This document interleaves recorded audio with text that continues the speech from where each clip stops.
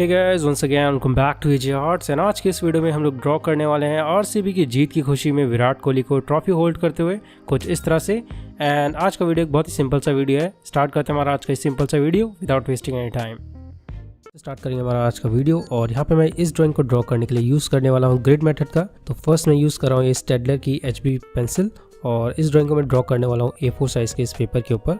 तो फर्स्ट हमें करना क्या है, हमें एक स्केल की ज़रूरत पड़ने वाली है और सिंपल हमें चारों तरफ पॉइंट्स को मार्क करना है 2-2 सेंटीमीटर के डिस्टेंस पे। ठीक है, तो यहाँ पे जो पेपर की लेंथ है वो 29.5 सेंटीमीटर है। तो जो हमारा लास्ट वाला बॉक्स आएगा वो थोड़ा छोटा आएगा, ये चीज़ यहाँ पे ध्यान रखनी है आप। ओके, तो पॉइंट मार्क करते हैं 2-2 सेंटीमीटर के गैप पे।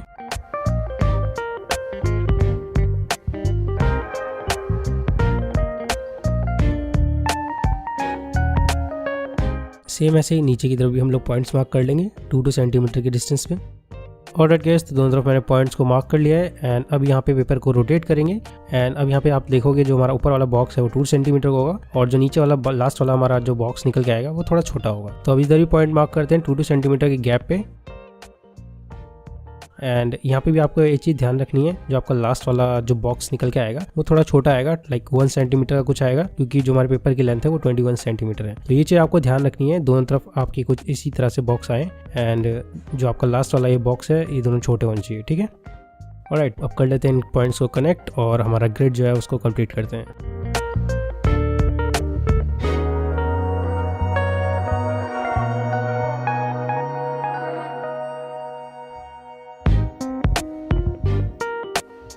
ओके, तो हमारा ग्रिड कंप्लीट हो गया है एंड अब पेपर को रोटेट करते हैं और जो हमारा ये छोटा वाला बॉक्स आया है उसको हम लोग कुछ इस तरह से रोटेट करेंगे।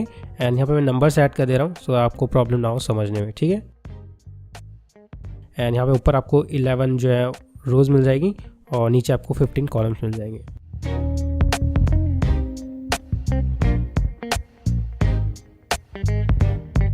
ओके, तो कुछ इस तरह से हमने अपना ग्रिड ड्रॉ कर लिया है एंड अब बढ़ते हैं हमारी ड्राइंग की तरफ। ऑलराइट गाइस, तो अब स्टार्ट करेंगे हमारा ड्राइंग और यहाँ पे मैं यूज़ कर रहा हूँ ये मैकेनिकल पेंसिल एंड आप कोई भी पेंसिल यूज़ कर सकते हो लाइट ग्रेड की। और साथ ही यहाँ पे मैंने रेफरेंस पिन कर दिया है, तो आपको करना कुछ नहीं है, मेरे साथ देखते देखते ड्रॉ करना है और अच्छे से रेफरेंस को फॉलो करना है। और जो भी मेरा ड्राइंग है, फाइनल ड्राइंग है और रेफरेंस है, उन सब का लिंक आपको नीचे डिस्क्रिप्शन में मिल जाएगा, वहाँ से आप लोग डाउनलोड कर सकते हो, देख सकते हो अच्छे से। और यहाँ पे मैंने वीडियो की स्पीड को थोड़ा सा बढ़ा दिया है क्योंकि प्रोसेस बहुत लंबा था, तो यहाँ पे मैंने वीडियो की स्पीड को इसलिए थोड़ा सा बढ़ा दिया है। बट अगर आपको कहीं भी प्रॉब्लम आ रही है तो वीडियो को पॉज करना, देखना वो लाइन, वो शेप मैंने किस तरह से किस बॉक्स में कैसे ड्रॉ करी है। ठीक है, तो सिंपल आपको जैसे जैसे मैं लाइन्स जिस बॉक्स में जो लाइन ड्रॉ कर रहा हूँ, जिस तरह से ड्रॉ कर रहा हूँ, वो आपको यहाँ पे ध्यान से देखना है एंड उस लाइन को उस बॉक्स में अच्छे से ड्रॉ करना है। एंड वन मोर थिंग, अगर आप नए उस चैनल पे तो प्लीज़ सब्सक्राइब जरूर कर लेना। आप सब्सक्राइब नहीं करते हो, मैं अक्सर बोलता हूँ वीडियोस में सब्सक्राइब करने के लिए, बट आप में से बहुत से लोग जो है वो सब्सक्राइब नहीं करते हैं, वीडियो देख के चले जाते हैं। बट प्लीज़ सब्सक्राइब जरूर करना एंड लाइक करना, कमेंट करना। और मैं इस बार वीडियो में टारगेट दे रहा हूँ, अगर आप इस वीडियो पे 250 लाइक करवा देते हो तो डेफिनेटली मैं इसका सेकंड पार्ट जरूर बनाऊंगा जिसमें हम लोग इसको शेडिंग करेंगे अच्छे से। तो फटाफट 250 लाइक्स जरूर कर देना एंड 50 कमेंट्स भी कर देना, जिससे मुझे पता चल जाए कि आप लोगों को ये ड्राइंग पसंद आया है एंड मैं इसका नेक्स्ट पार्ट फिर ज़रूर बनाऊँगा।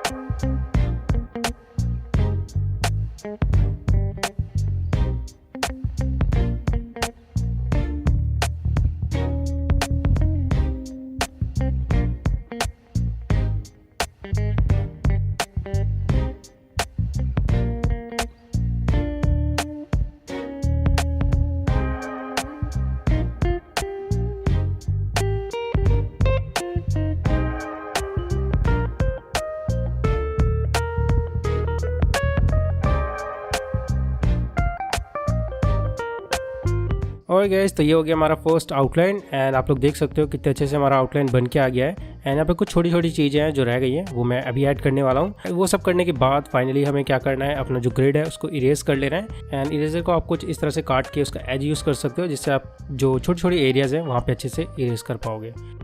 और गैस तो